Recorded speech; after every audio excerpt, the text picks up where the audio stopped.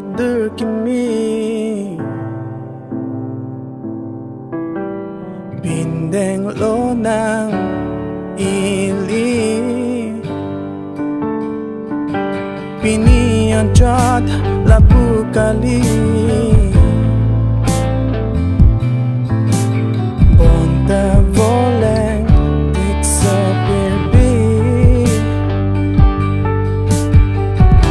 La era nam hampu apan Kay gayman piver nam Seng we chikir la nam Iligado kavean Ing tiret pen sandunan Ini bene prang Apor dure tang lo Hempu jisu chilo tapon